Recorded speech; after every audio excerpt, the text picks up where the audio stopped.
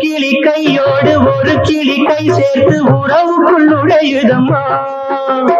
உல்லாச வாழ்க்கையை உறவுக்கு கொடுச்சிட்ட ஒரு கிளி ஒதுங்குதம்மா.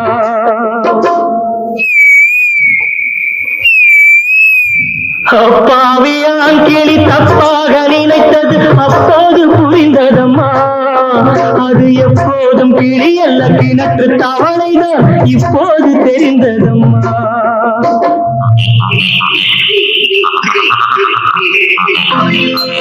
கடவுள் அமைத்து வைத்த மேடை இணைக்கும் கல்யாண மாலை.